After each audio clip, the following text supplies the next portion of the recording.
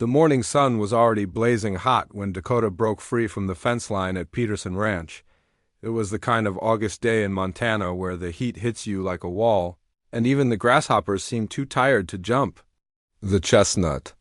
Mari had always been curious, more so than the other horses in the herd. While they stayed close to the water trough and shade, Dakota loved to explore the rolling hills and hidden valleys that stretched for miles around the ranch she had wandered about. 2 miles from home when something caught her attention near Canyon Creek. The creek had been dry for weeks now, nothing but cracked mud and scattered rocks where water used to flow. But there was something different about this spot, something that made her ears perk up and her nostrils flare. At first, Dakota thought it might be a fallen log or maybe a dead deer.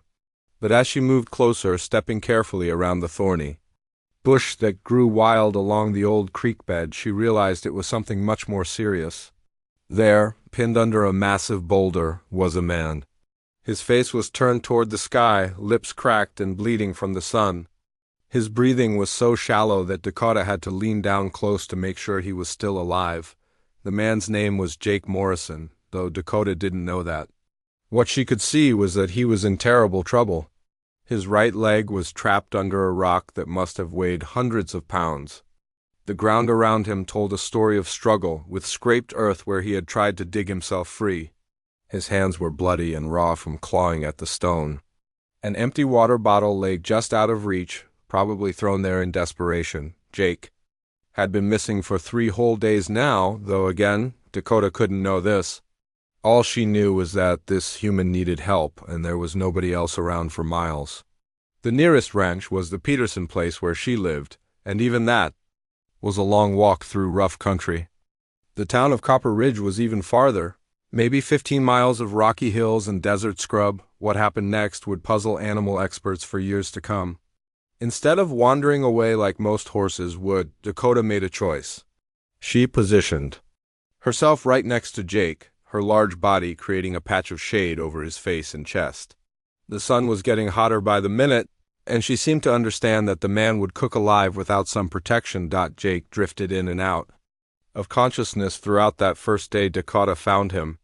Sometimes he would mumble words she couldn't understand.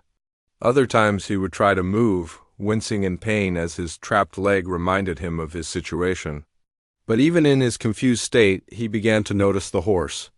At first he thought he might be dreaming or hallucinating from the heat and dehydration. As the hours passed, Dakota never left his side. When the wind picked up and started blowing dust across the creek bed, she turned her body to shield him. When a hawk circled overhead, probably thinking Jake might be an easy meal, Dakota stamped her hooves and snorted until the bird flew away. She was like a guardian angel with 4 legs and a flowing mane. The strangest thing happened that evening. Dakota had noticed a small spring about 50 yards away, where a tiny trickle of water seeped from between some rocks. Most animals would have gone there to drink and stayed to graze on the greener grass nearby, but Dakota had a different idea. She walked to the spring and began collecting moss that grew around the water source. The moss was soaked with clean, cool water. Carefully, she carried mouthfuls of the wet moss back to Jake. She would drop it near his face, and instinctively he would turn toward the moisture. The water from the moss wasn't much, just a few drops at a time, but it was enough to keep him from dying of thirst that first day. Each time the moss dried out, Dakota would make another trip to the spring. When night fell, the desert became a different kind of dangerous. The temperature dropped fast, and without any shelter or blankets, Jake began to shiver uncontrollably. Dakota seemed to sense this too.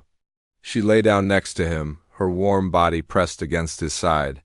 Her thick coat and natural body heat created a barrier against the cold wind that whistled through the canyon. Jake was barely aware of what was happening, but somewhere in his fading consciousness, he realized he wasn't alone.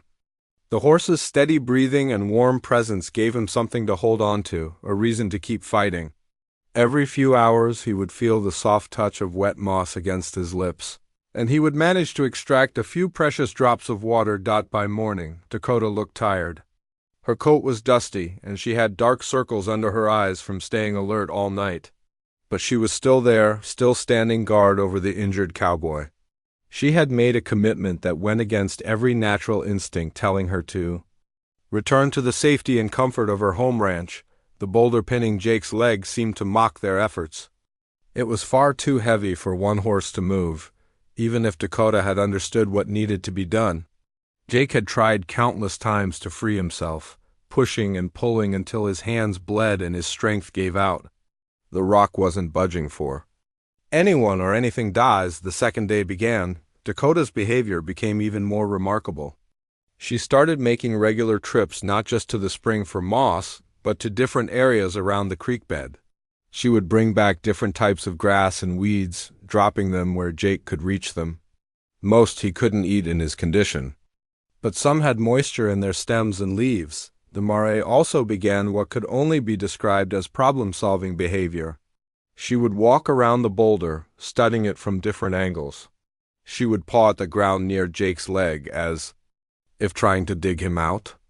When that didn't work, she tried using her teeth to grab his shirt and pull, but she wasn't strong enough to move a full-grown man.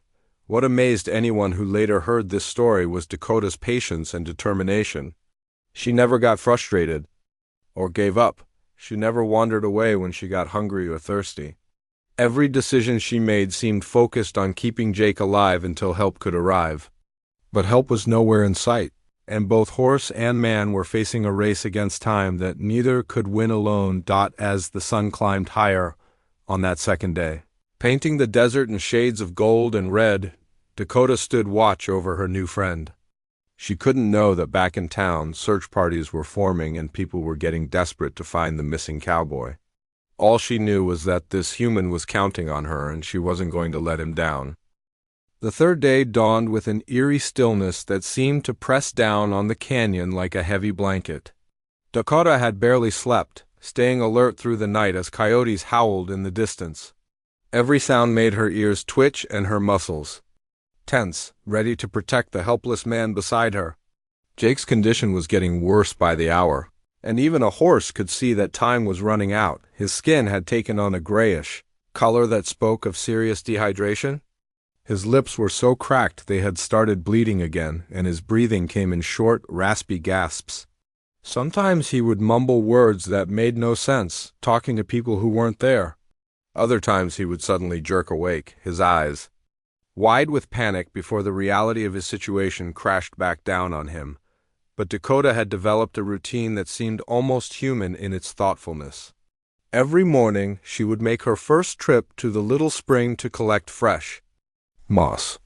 She had learned exactly how much water the moss could hold and how to carry it without losing too much moisture along the way.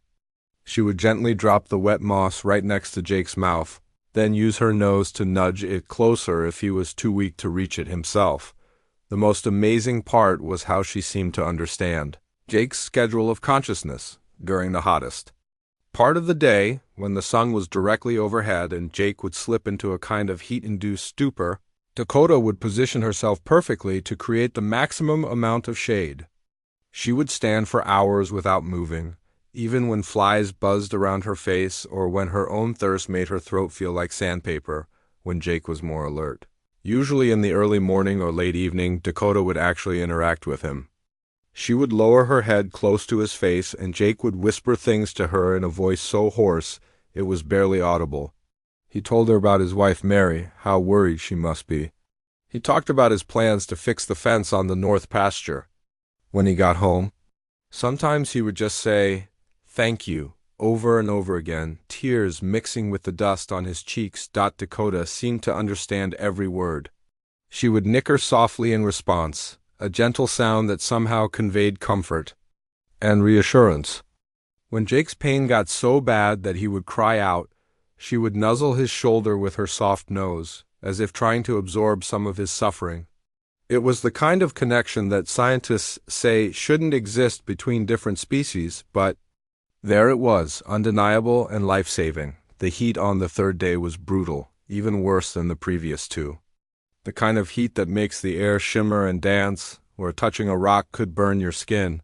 Dakota was feeling it too. Her coat was damp with sweat, and she had to make more frequent trips to the spring just to keep herself going. But She never once considered leaving Jake to find better shelter for herself around midday. Something happened that showed just how intelligent this horse really was.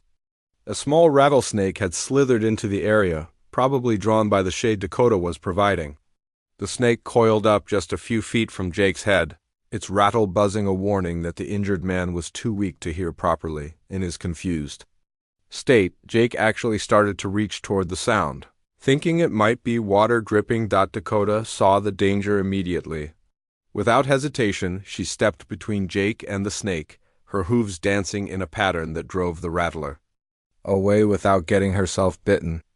She had managed to protect Jake from a threat he didn't even know existed. It was the kind of quick thinking and brave action that would have impressed anyone, but out here in the middle of nowhere, only the wind and rocks witnessed her heroism. As the afternoon wore on, Dakota's behavior became even more remarkable. She started bringing Jake different things from around the area, almost like she was experimenting to see what might help. She brought him certain types of leaves that held morning dew. She found small pieces of shale rock that stayed cool even in the heat, and she would place them near his forehead where they might provide some relief. Most surprisingly, she began what could only be called problem-solving behavior around the boulder. She would walk circles around it, studying it from every angle. She tried digging at the base with her hooves, creating small trenches in the hard-packed earth. When that didn't work, she attempted to bite and pull at Jake's clothing as if she could somehow drag him free. Her efforts were futile, but the fact that she was trying showed a level of reasoning that amazed anyone who later heard the story. The afternoon brought new challenges. A group of vultures had spotted the scene and began circling overhead, their patient flight patterns a grim reminder of how serious the situation had become. Dakota didn't like these visitors at all. She would rear up on her hind legs and whinny loudly whenever they came too close, making it clear that Jake was under her protection. The big birds eventually gave up and moved on to look for easier opportunities. When evening came, Dakota's nursing behavior reached new levels of sophistication. She had noticed that Jake seemed to respond better to water when it was cooler, so she started timing her moss-gathering trips for when the spring would be in shade. She also began bringing back larger quantities, creating small piles of wet moss that Jake could access throughout the night without her having to make constant trips in the dark. The fourth night was the coldest yet. Jake's body temperature regulation was failing, and he shivered so violently that his teeth chattered like castanets. Dakota seemed to sense that this was a critical moment.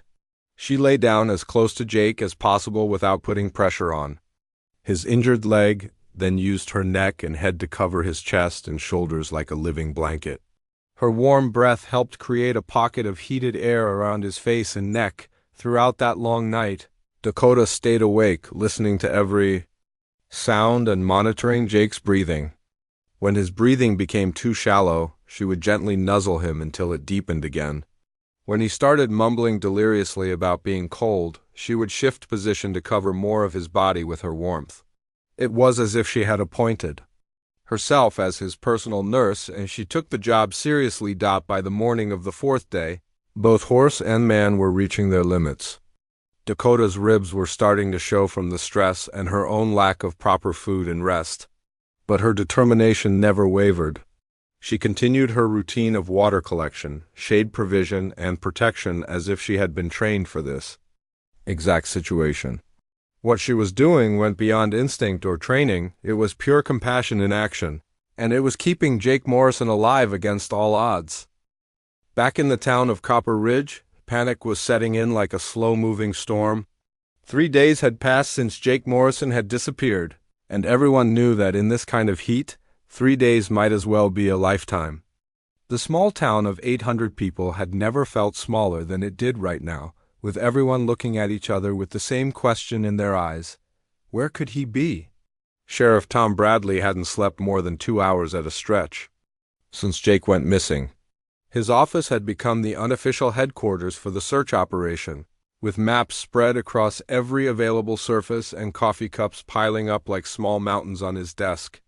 The bags under his eyes told the story of a man who refused to give up. Even when the odds were stacked against them like a house of cards in a windstorm, Mary Morrison sat in the corner of the sheriff's office, her hands wrapped around a cup of coffee that had gone cold hours ago.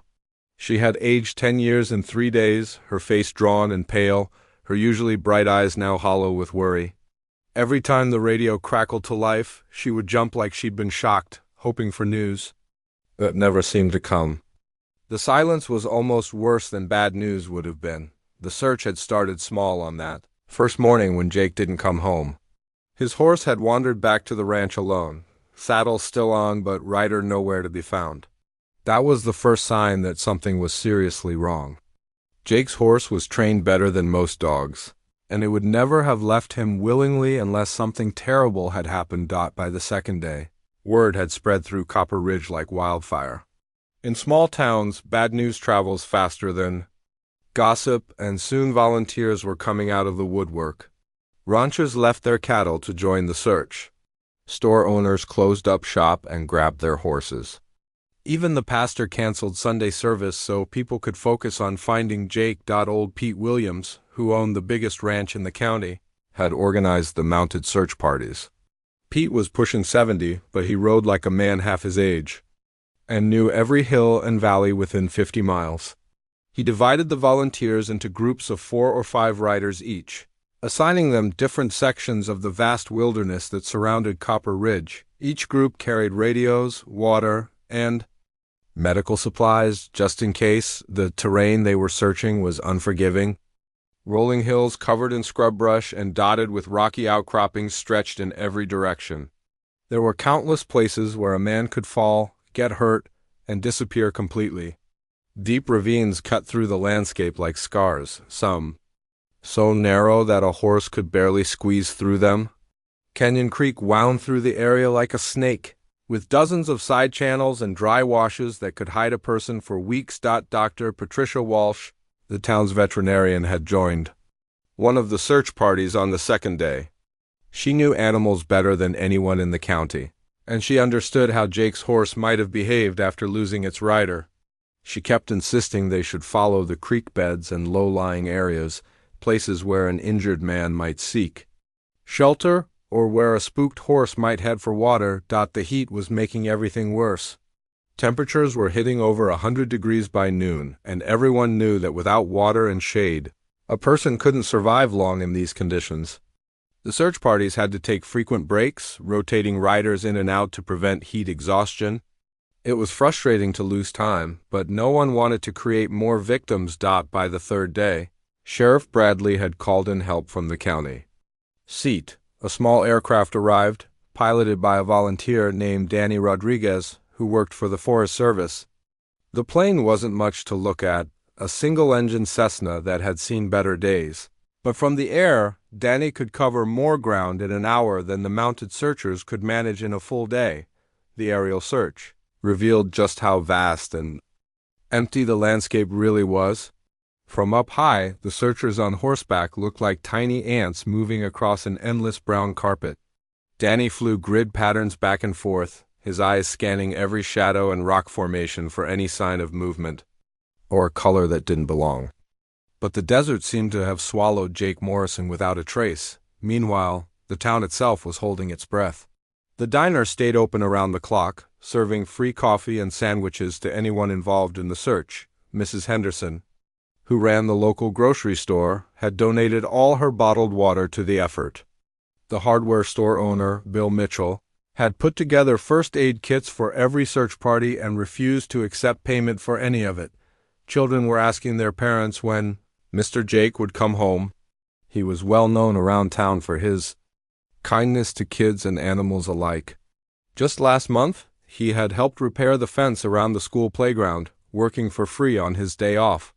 The thought of losing someone like that was hitting the whole community hard. Radio chatter filled the airwaves as search teams checked in every hour. Group 3, heading toward Devil's Canyon, no sign yet. Group 7, checking the North Ridge, still looking. Aircraft to base, completing Grid Section 4, negative contact. Each report brought fresh disappointment, but nobody was ready to quit. Not yet. The stress was taking its toll on everyone.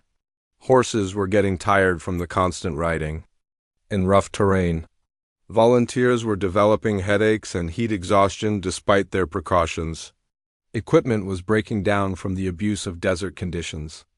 But somehow, the determination to find Jake kept everyone going. Mary Morrison had refused to leave the sheriff's office, setting up a kind of permanent camp in the corner. Local women brought her food that she barely touched and offered words of comfort that couldn't penetrate her worry.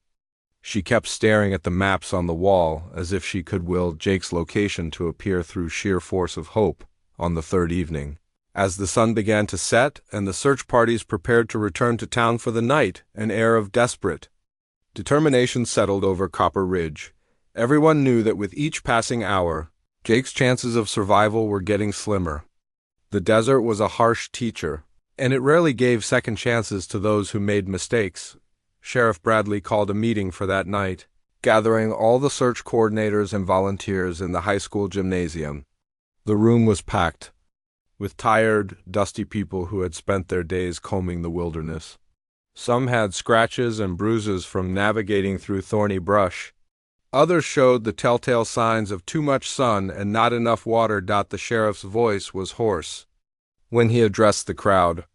Tomorrow would be day 4, he told them. They would expand the search area and bring in additional resources.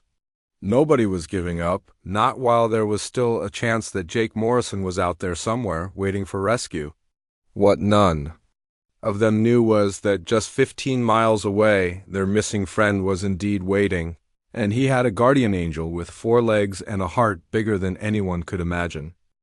Back in the town of Copper Ridge, panic was setting in like a slow-moving storm. 3 days had passed since Jake Morrison had disappeared, and everyone knew that in this kind of heat, 3 days might as well be a lifetime. The small town of 800 people had never felt smaller than it did right now, with everyone looking at each other with the same question in their eyes. Where could he be? Sheriff Tom Bradley hadn't slept more than 2 hours at a stretch since Jake went missing. His office had become the unofficial headquarters for the search operation, with maps spread across every available surface and coffee cups piling up like small mountains on his desk. The bags under his eyes told the story of a man who refused to give up, even when the odds were stacked against them like a house of cards in a windstorm. Mary Morrison sat in the corner of the sheriff's office, her hands wrapped around a cup of coffee that had gone cold hours ago. She had aged 10 years in 3 days, her face drawn and pale, her usually bright eyes now hollow with worry. Every time the radio crackled to life, she would jump like she'd been shocked, hoping for news that never seemed to come. The silence was almost worse than bad news would have been. The search had started small on that first morning when Jake didn't come home. His horse had wandered back to the ranch alone, saddle still on but rider nowhere to be found. That was the first sign that something was seriously wrong. Jake's horse was trained better than most dogs, and it would never have left him willingly unless something terrible had happened. By the second day, word had spread through Copper Ridge like wildfire. In small towns, bad news travels faster than gossip, and soon volunteers were coming out of the woodwork.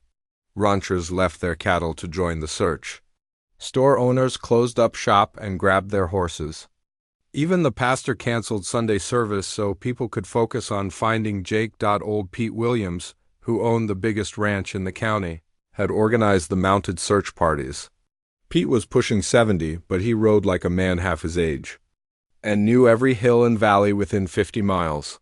He divided the volunteers into groups of 4 or 5 riders each, assigning them different sections of the vast wilderness that surrounded Copper Ridge.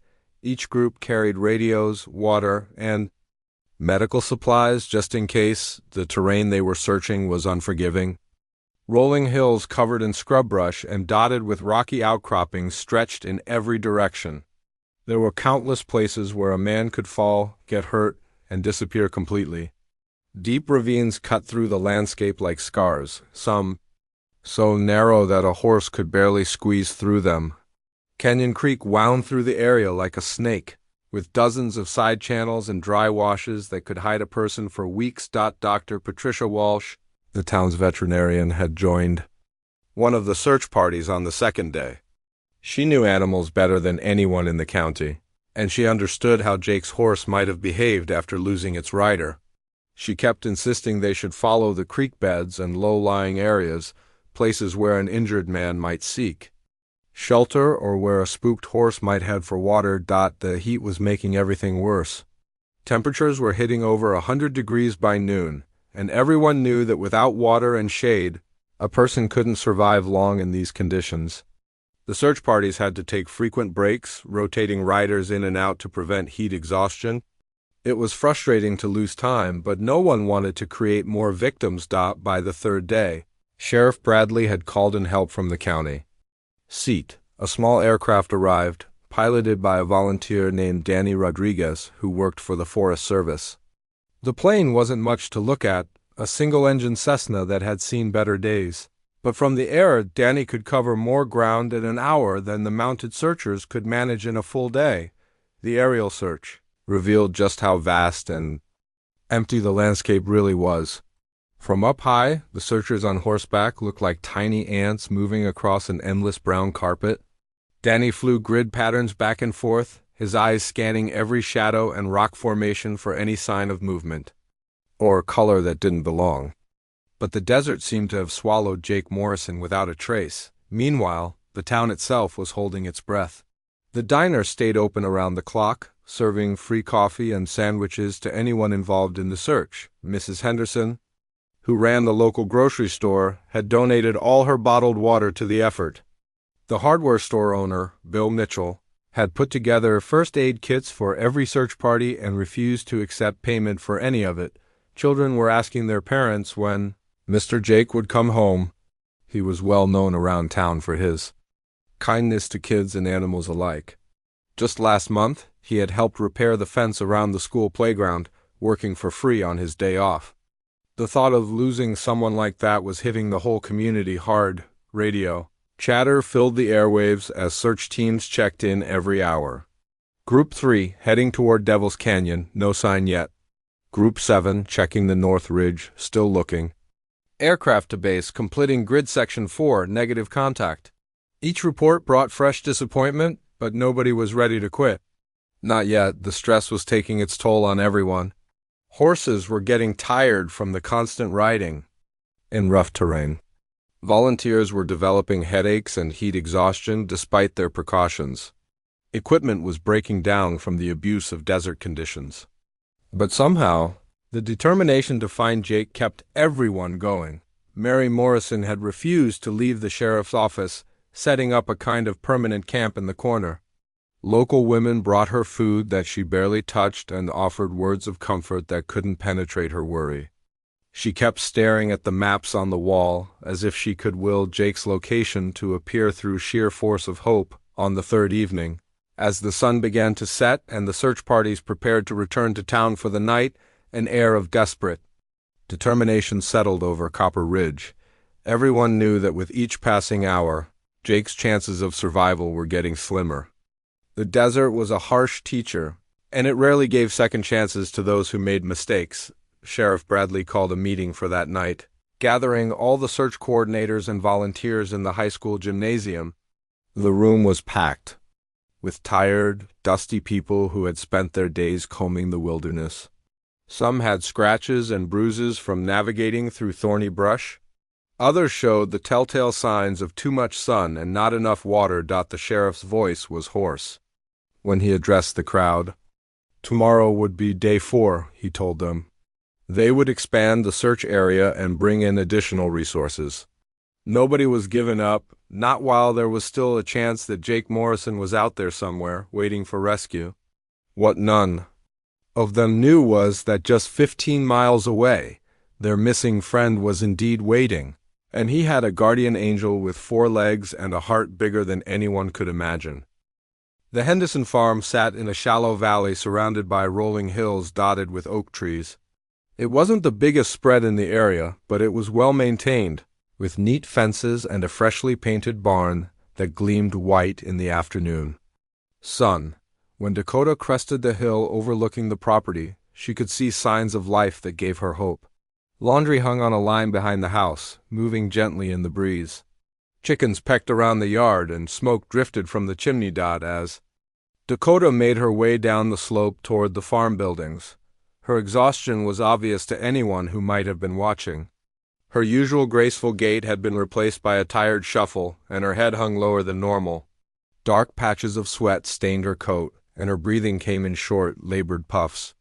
But her eyes still held that fierce determination that had carried her through 4 days of the impossible. The first person to notice Dakota's arrival was 10-year-old Lucy Henderson, who was feeding chickens in the yard behind the house. Lucy had always been good with animals, the kind of child who seemed to understand what pets were thinking even when they couldn't speak.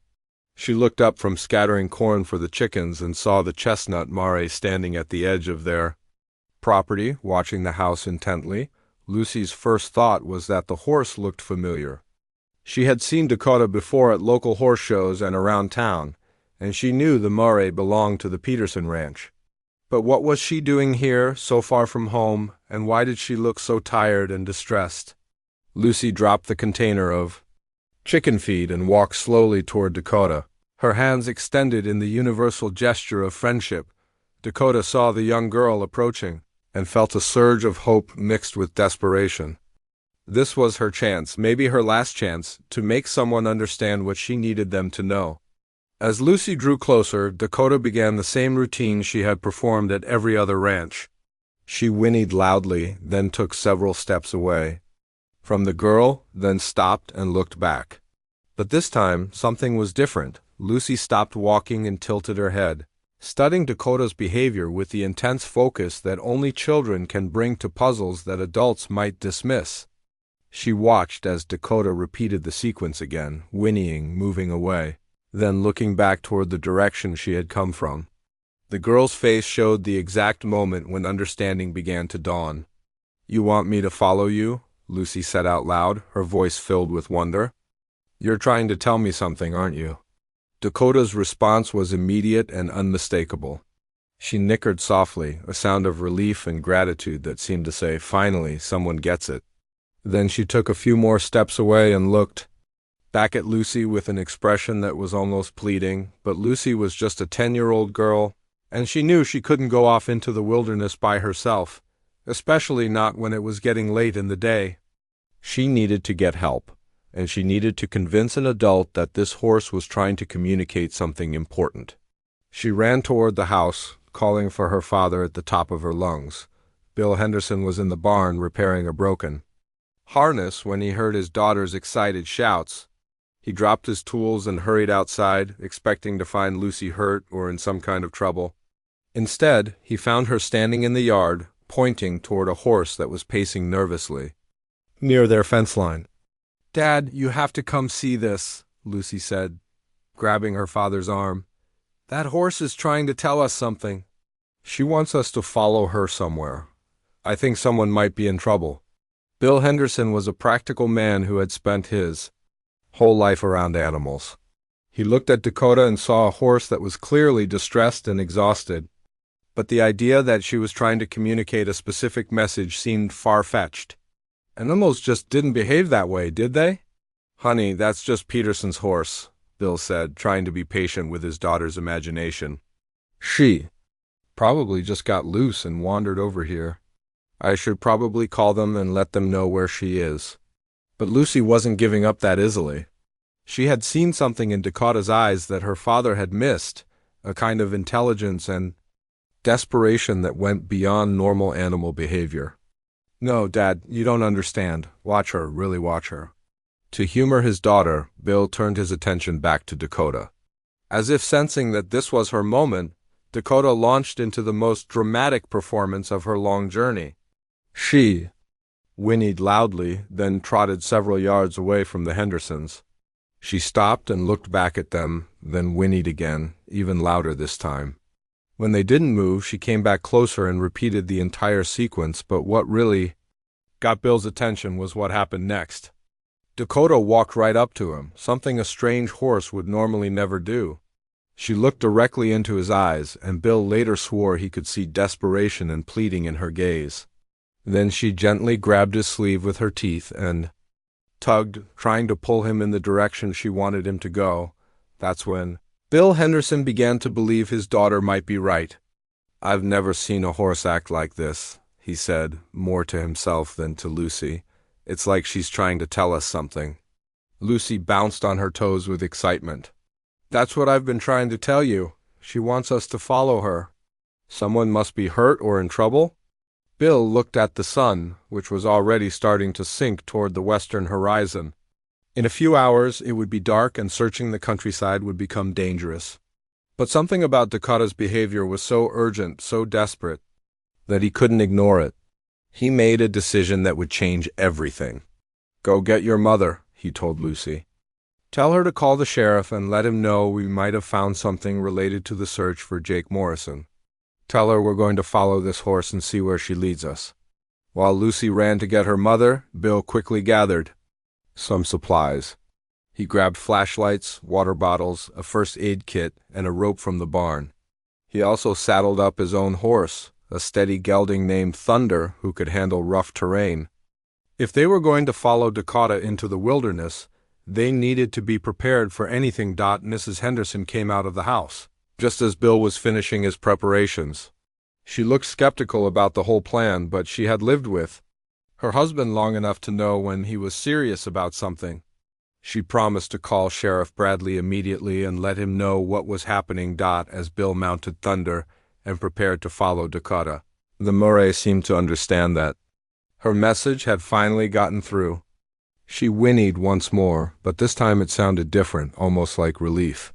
Then she turned and began heading back the way she had come, looking over her shoulder frequently to make sure the Hendersons were following. Lucy begged to come along, but Bill knew the terrain was too dangerous for a child, especially with darkness approaching. He promised to bring back news as soon as possible, then set off after Dakota into the gathering dusk. Behind him, Mrs. Henderson was already on the phone with the sheriff's office, setting in motion a rescue that had been 4 days in the making. As they rode away from the farm, Bill couldn't shake the feeling that he was witnessing something extraordinary. Animals just didn't behave the way Dakota was behaving. But then again, maybe desperate times called for extraordinary measures, even from a horse who had somehow appointed herself as the guardian angel of a dying cowboy. The ride through the darkening countryside felt like the longest journey of Bill Henderson's life. Dakota moved ahead of him with renewed energy, as if knowing that help was finally on the way had given her a second wind. But Bill could still see the exhaustion in her gait, the way her head hung lower than normal, and the dark patches of sweat that stained her coat. This horse had been through something incredible, and he was beginning to understand just how incredible it might be. Behind them, word was spreading through Copper Ridge faster than wildfire. Mrs. Henderson's call to the sheriff's office had set off a chain reaction that brought the entire search operation roaring back to life. Sheriff Bradley immediately radioed all the search teams that had been preparing to call it a day. Within minutes, pickup trucks and horse trailers were racing toward the Henderson farm from every direction. Dr. Roberts, the town's only doctor, had been at home eating dinner when the call came through. He dropped his fork mid-bite, grabbed his medical bag, and was out the door before his wife could ask what was happening. He knew that if Jake Morrison was still alive after 4 days in this heat, he would need immediate medical attention. Every minute could mean the difference between life and death. Meanwhile, Dakota was leading Bill Henderson through terrain that grew rougher with each passing mile. They crossed dried creek beds where Thunder had to pick his way carefully between loose rocks. They climbed steep hills covered in thorny brush that caught at their clothes and scratched their skin. But Dakota never hesitated, never took a wrong turn. She moved through the landscape like she had memorized every stone and tree along the route. As they rode deeper into the wilderness, Bill began to realize just how far they were from civilization. The lights of Copper Ridge had disappeared behind the hills long ago, and now there was nothing but empty desert stretching in every direction. The thought that someone had been out here alone for 4 days made his stomach clench with worry. How could anyone survive in this harsh landscape without water or shelter? The sun was setting now, painting the sky in brilliant shades of orange and red. But with the beauty came the reminder that they were running out of daylight. Bill had brought flashlights, but searching for someone in this rocky terrain would be nearly impossible in the dark. He urged Thunder to move faster, trying to keep up with Dakota's determined pace. Behind them, the rescue convoy was growing larger by the minute. Sheriff Bradley had called in every available resource, including the volunteer fire department and several ranchers with four-wheel drive vehicles. The small aircraft that had been searching during the day was being refueled for another flight, this time equipped with powerful spotlights for night searching. But everyone knew that the real hope lay with the horse that was leading Bill Henderson into the desert. As they crested a hill about an hour into their journey, Dakota suddenly changed her behavior. Instead of the steady, purposeful pace she had maintained all evening, she began to move faster, almost prancing with excitement. Her head came up, and she began whinnying loudly, the same urgent calls she had been making all day. But now there was something different in her voice, something that sounded almost like relief. Bill felt his heart start to race. They had to be getting close. He could see Dakota's excitement building with every step, and he urged Thunder forward to keep up. As they descended into a shallow valley cut by the dry bed of Canyon Creek, Dakota's whinnying became almost constant. She was calling out to someone, and Bill had a pretty good idea who that someone might be. Then, in the growing shadows near a cluster of large boulders, Bill saw something that made him catch his breath. At first it looked like just another rock formation, but as they got closer, he could make out the shape of a person lying motionless on the ground. A massive boulder sat nearby, and even from a distance, Bill could see that something was terribly wrong with the scene. Dakota raced ahead now, no longer concerned with whether Bill was following. She ran straight to the figure on the ground and positioned herself protectively over him, just as she had been doing for the past 4 days. Her whinnying changed to soft, nickering sounds, gentle noises of comfort and reassurance. Bill spurred Thunder forward, his medical training from his army days kicking in as he prepared for what he might find. When he reached the scene, Bill Henderson understood immediately why Dakota had been so desperate to bring help. Jake Morrison lay pinned under a boulder that must have weighed several hundred pounds. His right leg was trapped from the knee down, and it was obvious that he had been there for quite some time. His skin was gray and sunken, his lips cracked and bleeding from dehydration. But he was breathing, and when Dakota's familiar nickering reached his ears, his eyes fluttered open. "Well, I'll be damned," Jake whispered, his voice so hoarse it was barely audible. "You brought help, didn't you, girl?" Bill dismounted quickly and knelt beside Jake, his mind racing through everything he needed to do. First priority was getting Jake some water, but small sips only to avoid shock to his system. Second was assessing the injury to his trapped leg. Third was figuring out how to move that boulder without causing more damage. "Take it easy, Jake," Bill said, pulling a water bottle from his pack. "Help is coming. We're going to get you out of here." As Bill carefully dripped water onto Jake's lips, he marveled at what he was seeing. Around the area where Jake lay there were clear signs of Dakota's 4-day vigil. Piles of damp moss were scattered nearby, evidence of her water-carrying efforts. The ground was worn smooth in several places where she had been lying down to provide shelter. Even more remarkably, there were small collections of different plants and leaves that she had apparently brought to Jake, trying to help in whatever way she could. The sound of vehicles and horses approaching echoed across the valley, and Bill felt a surge of relief. Within minutes, the area was swarming with rescuers. Sheriff Bradley arrived first, followed closely by Dr. Roberts and several volunteers with ropes and crowbars. The volunteer fire department brought mechanical jacks that could lift incredible weights. Dr. Roberts immediately took charge of Jake's medical care while the other men worked on moving the boulder. Jake's vital signs were weak but stable, and the doctor started in 4 drip to begin rehydrating him slowly. His trapped leg would need x-rays to determine the extent of the damage, but Dr. Roberts was amazed that Jake was conscious and coherent after 4 days in the desert. The boulder proved to be even heavier than it looked, but the combined efforts of a dozen men with proper equipment finally shifted it enough to free Jake's leg. The moment his leg was clear, Dakota seemed to understand that her job was done. She stepped back from the scene, her head hanging with exhaustion. but her eyes bright with satisfaction. As the medics prepared Jake for transport to the hospital, he insisted on saying goodbye to Dakota. With help, he managed to reach out and stroke her nose, tears streaming down his dusty cheeks. "Thank you," he whispered. "Thank you for saving my life." The rescue that had taken 4 days to organize was completed in less than 2 hours once Dakota led them to the right spot. As the ambulance disappeared into the night with Jake safely inside, everyone stood around looking at the horse that had made it all possible. What they had witnessed challenged everything they thought they knew about animal intelligence and compassion. The county hospital had never seen anything quite like the arrival of Jake Morrison. Dr. Roberts had radioed ahead during the ambulance ride, but even with advance warning, the medical staff was shocked by Jake's condition. 4 days in the desert. Sun had taken a toll that went far beyond simple dehydration.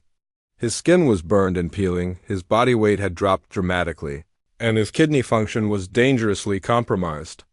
But somehow, miraculously, he was alive and conscious. Mary Morrison was waiting at the hospital when the ambulance pulled up, her face a mixture of relief and terror. She had prepared herself for the worst during those 4 endless days, but seeing Jake's condition was almost harder than not knowing. His face was so sunken and weathered that he barely looked like the man she had married. But when he opened his eyes and whispered her name, she knew that her husband was still in there, somewhere beneath the damage. The first 24 hours were critical. Jake's body was in shock from severe dehydration, and his kidneys had nearly shut down from the lack of fluids. Dr. Roberts worked around the clock, carefully monitoring every drop of fluid going into Jake's system. Too much too fast could kill him, but too little would mean losing him anyway. It was a delicate balance that required constant attention, but Jake was tougher than anyone had given him credit for. By the second day, his vital signs had stabilized, and he was alert enough to start telling his story. What came out of his mouth over the next few hours left everyone who heard it absolutely stunned. The tale of Dakota's 4-day vigil seemed impossible, the kind of story you might read in a book but never expect to hear in real life. Jake's voice was still hoarse and weak, but his memory of those 4 days was crystal clear. He told Dr. Roberts about waking up to find Dakota standing over him, providing shade from the killing sun. He described how she had brought him water-soaked moss every few hours, somehow knowing exactly when he needed it most. He talked about the way she had used her body to shield him from wind and cold during the desert nights. The most remarkable parts of his story were the details that no one could have made up. Jake remembered Dakota driving away a rattlesnake. That had gotten too close. He described how she had brought him different types of plants and leaves, as if experimenting to see what might help. He told them about the way she had positioned herself to create maximum shade during the hottest parts of the day, standing motionless for hours despite her own discomfort. Word of Jake's rescue and Dakota's incredible behavior spread through Copper Ridge like lightning. By the 3rd day, reporters from the regional newspaper had arrived to interview Jake and the rescue team. The story was so extraordinary that it soon caught the attention of larger news outlets. Television crews showed up, wanting to film Dakota and hear the full account of her heroic actions. Dr. Patricia Walsh, the town veterinarian, was particularly fascinated by Dakota's behavior. She had studied animal psychology in college and had never encountered anything quite like this case. She spent hours interviewing Jake about every detail of Dakota's actions, taking careful notes and asking follow-up questions that revealed even more remarkable behaviors. According to Dr. Walsh's analysis, Dakota had displayed problem-solving abilities, long-term planning, and empathy that challenged everything scientists thought they knew about horse intelligence. The fact that she had left Jake to seek help showed an understanding of cause and effect that was extraordinary for any animal. Her ability to communicate her urgent message to humans demonstrated a level of cross-species intelligence that researchers had only theorized about. The story reached its peak when a team from the state university arrived to study Dakota's behavior. Animal behaviorists, psychologists, and veterinary researchers all wanted to examine the horse that had kept a man alive for 4 days in the desert. But Dakota, now back at the Peterson Ranch, seemed completely normal. She grazed peacefully, with the other horses showed no signs of trauma, and appeared to be just a regular ranch horse going about her daily routine. Jake's physical recovery progressed steadily, but slowly. His fractured leg required surgery and would need months of healing. The kidney damage from severe dehydration would require ongoing monitoring. The severe sunburn and dehydration had aged him visibly, adding lines to his face and gray to his hair. But his spirit remained strong, sustained by the knowledge that he had witnessed something truly extraordinary. The psychological impact of his ordeal was complex. Jake found himself thinking constantly about those 4 days, trying to understand what had motivated Dakota to risk her own life for his. He had always been good with animals, but this went far beyond normal horse behavior. Sometimes he would wake up at night, thinking he could hear Dakota's gentle nickering, and feel grateful all over again for her presence during his darkest hours. Visitors came to the hospital daily, wanting to hear Jake's story firsthand. Fellow ranchers, townspeople, and even strangers who had heard about the rescue all wanted to meet the man who had been saved by a horse. Jake told his story patiently, never tiring of describing Dakota's incredible devotion and intelligence. Each telling seemed to reveal new details that made the story even more remarkable. The bond between Jake and Dakota had been forged in the crucible of life and death, creating a connection that transcended normal human-animal relationships. Even while he was still in the hospital, Jake talked constantly about seeing Dakota again. He worried about how she was doing, whether she had recovered from her own ordeal, and if she understood how grateful he was for what she had done. Dr. Roberts noted that Jake's emotional attachment to Dakota was actually helping his physical recovery. Talking about the horse brought a light to his eyes that medical treatment alone couldn't provide. The knowledge that he had been chosen and protected by such an intelligent, caring animal seemed to give Jake a renewed sense of purpose and appreciation for life. The medical staff at the hospital had initially been skeptical of some parts of Jake's story. Horses just didn't behave the way he was describing, they thought. But as more details emerged and were confirmed by the rescue team, even the most doubtful doctors began to accept that they had witnessed something truly extraordinary. The physical evidence at the rescue site supported every aspect of Jake's account. Local news coverage had turned Dakota into something of a celebrity. Children in Copper Ridge drew pictures of her and begged their parents to take them to see the famous horse. The Peterson Ranch was receiving calls from across the country, with people wanting to visit Dakota or learn more about her remarkable behavior. But the Petersons, understanding the significance of what had happened, were protective of Dakota's privacy and well-being. As Jake's first week in the hospital drew to a close, his doctors were amazed by his progress. What should have been a life-threatening ordeal had become a story of survival against impossible odds. The combination of Dakota's care and Jake's own determination had created a medical miracle that would be talked about for years to come.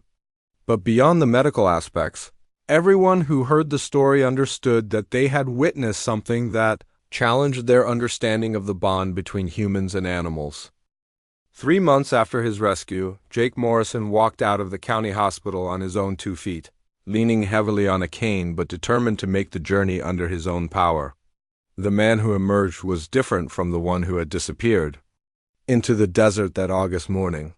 His hair had gone completely gray at the temples, and deep lines around his eyes spoke of someone who had looked death in the face and lived to tell about it. But there was also something new in his expression, a kind of peace and gratitude that hadn't been there before. The first place Jake wanted to go wasn't home to his own house, but to the Peterson Ranch to see Dakota. The reunion was everything he had dreamed about during those long weeks in the hospital. When Dakota saw him approaching the fence, she immediately walked over and gently nuzzled his face as if checking to make sure he was really okay.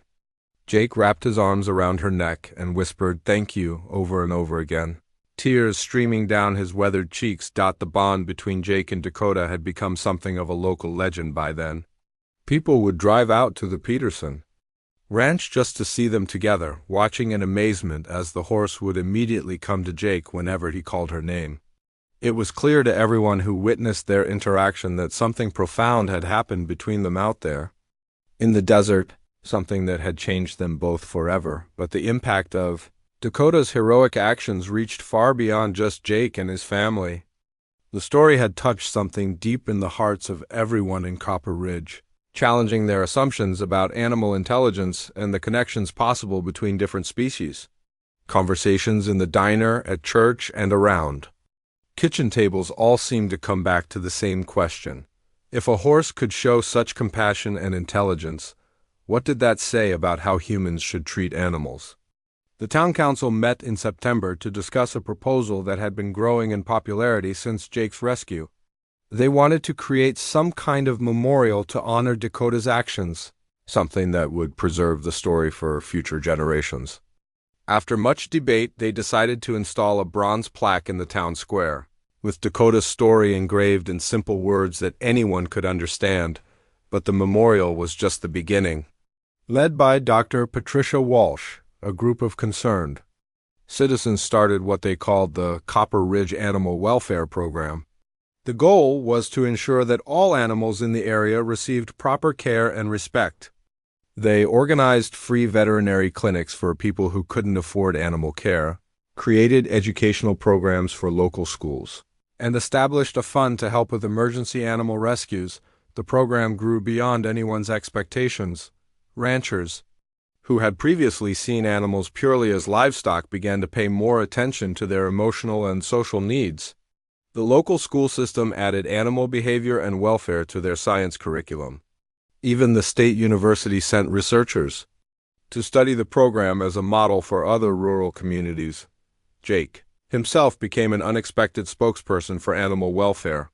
Despite his natural shyness, he found himself speaking at schools, church groups, and community meetings about his experience with Dakota. He would tell his story with simple, heartfelt words that left audiences speechless.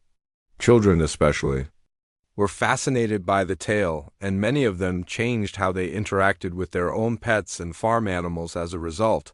The story's impact spread far beyond Copper Ridge. National magazines picked up the tale, and Dakota's photo appeared on the cover of several animal welfare publications.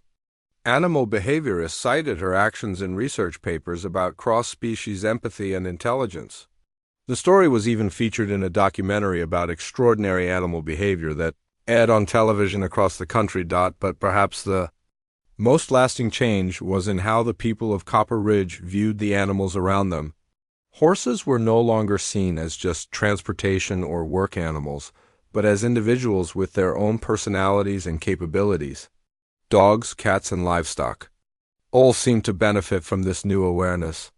Veterinary practices in the area reported fewer cases of neglect and abuse, and more requests for advice on animal behavior and care. Dakota herself seemed largely unaware of her celebrity status. She continued to live her normal horse life at the Peterson Ranch, grazing peacefully and interacting with the other horses as if nothing extraordinary had happened. The only sign that she was different was the way she would immediately respond to Jake's voice whenever he visited, and the special gentleness she showed around children who came to meet the famous horse. The Peterson family, who owned Dakota, could have capitalized on her fame in many ways. They received offers from movie producers, book publishers, and even circus owners who wanted to feature Dakota in their shows.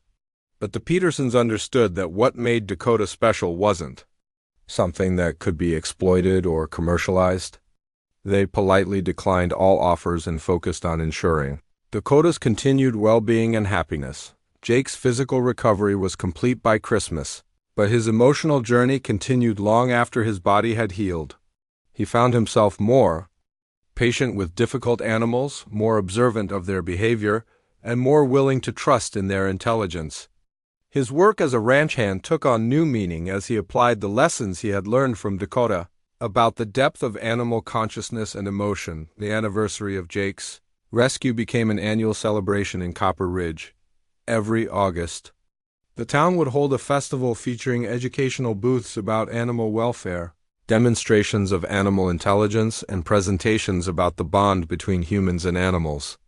Jake and Dakota would make an appearance, though they kept it brief to avoid overwhelming the horse with too much attention. Years later, Animal behaviorists would continue to study Dakota's actions during those 4 days in the desert. Her behavior had challenged existing theories about animal cognition and had opened new areas of research into cross-species empathy and communication. Graduate students wrote dissertations about her case, and it became a standard example in textbooks about animal psychology. The bronze plaque in Copper Ridge's town square became a pilgrimage site for animal lovers from across the country. The simple words engraved there told Dakota's story in language that anyone could understand, ending with the phrase, "In recognition of Dakota's extraordinary devotion," which showed us the depth of compassion possible between all living beings. But for Jake Morrison, no plaque or ceremony could capture the true meaning of what had happened. Every morning when he woke up, he was reminded that he was alive because a horse had made the conscious decision to care for him when he couldn't care for himself. That knowledge changed how he looked at every animal he encountered, and it changed how he understood his place in the world. Dakota had given him more than just his life back. She had given him a new understanding of what connection and compassion could look like, even between species that couldn't speak the same language. In saving one man's life, she had taught an entire community about the intelligence, loyalty, and love that animals were capable of showing, and that lesson would continue to ripple outward for generations to come, touching lives in ways that Dakota herself could never have imagined.